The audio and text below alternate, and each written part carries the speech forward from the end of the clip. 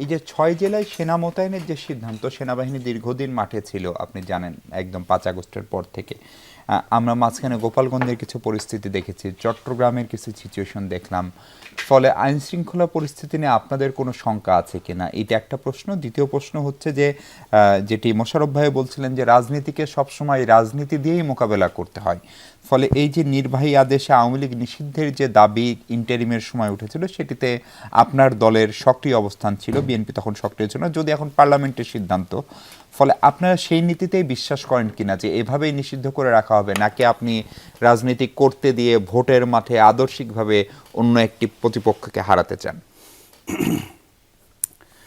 আচ্ছা দেখুন, আমার মনে হয় যে আইন শৃঙ্খলার বিষয়ে যদি আমরা বলি, ১০০ দিনে এই সরকার শুধুমাত্র ওই আওয়ামী লীগ নিয়ে চিন্তা করলে আসলে হবে না, বরং ১০০ দিনে প্রায় ৬০৫ জনের পাঁচটা হত্যাকাণ্ড ঘটেছে। এটা কিন্তু বিরাট ব্যাপার। তো এইখানে তো আওয়ামী লীগ আসে নাই আসলে। তার মানে আপনি বলছেন ওভারঅল আইন শৃঙ্খলা পরিস্থিতি। কদিন পূর্বে একদিন হলো, গতকালই তো গাইবান্ধায় শিবিরের ছেলেকে হত্যা করা হলো। এর ফটিকছড়িতে এর আগের ঘটনা ঘটলো, অনেক ঘটনা আপনারা সবাই দেশবাসী জানে। তো এটা প্রধানমন্ত্রী তো অবশ্যই যা দেখি ওনার বক্তৃতা, ওনার কথা, সেগুলোর মাধ্যমে তো জনগণ আস্থায় নিতে চায়, কিন্তু ওনার কথার সাথে তো বাস্তবতার মিল নেই। এক্ষেত্রে স্বরাষ্ট্রমন্ত্রী যেইভাবে এটাকে হ্যান্ডেল করা দরকার ছিল, আইন শৃঙ্খলা পরিস্থিতি সম্পূর্ণরূপেই আমার দৃষ্টিতে ব্যর্থ হয়েছে এই ক্ষেত্রে। আর এটা আওয়ামী লীগ এখানে কোনো প্রবলেম আমি দেখি না।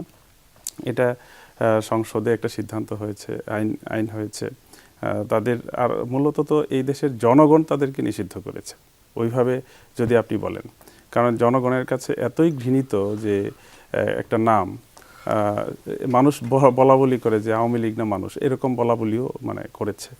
তো কারণ রিসেন্ট ঘটনা তো একেবারে চোখের সামনে, যে কারণে জনগণের সামনে তারা সরাসরি আসতে পারবে কিনা, সরাসরি কথা বলতে পারবে কিনা, এই পরিবেশ কিন্তু এখনো তাদের মাঝে তৈরি হয়নি।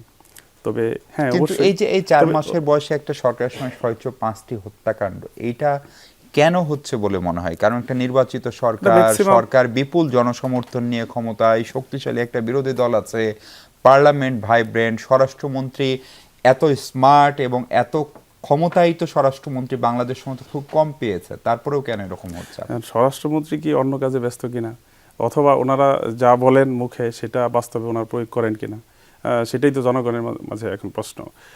কারণ দেখা যাচ্ছে যে শুরু থেকেই আসলে আইন শৃঙ্খলাকে যেভাবে নিয়ন্ত্রণ করার কথা ছিল ওনারা কিন্তু আসলে পারেন নাই, এবং এখনও পারছেন না। মূল কারণ এটা সরকার বলতে পারবে। তবে এক্ষেত্রে যেটা আমি বলবো সুস্পষ্টভাবে, এখানে সৎ এবং দক্ষ অফিসারদেরকে এখনও ওএসডি করা হচ্ছে, এবং পূর্বে যারা ওএসডি ছিল এই ১৭ বছর, তারাও এখনও ওএসডি হচ্ছে। এটাও একটা কারণ হইতে পারে। এবং এই ক্ষেত্রে সরকার যদি এখানে সততা দক্ষতার ভিত্তিতে পুলিশ প্রশাসনকে ঢেলে না আসা যায়, তাহলে তো অবশ্যই এরকম বারবার ঘুরে ফিরে আসবে। কারণ ওই ভূত যদি থাকে, এখন তাদের ওই ১৭ বছরে যারা এই কাণ্ডগুলো ঘটিয়েছে তাদের পুলিশ বাহিনীর মাধ্যমেই তো ম্যাক্সিমাম, পুলিশ বাহিনীর নেতৃত্বই তো তারা দিচ্ছে।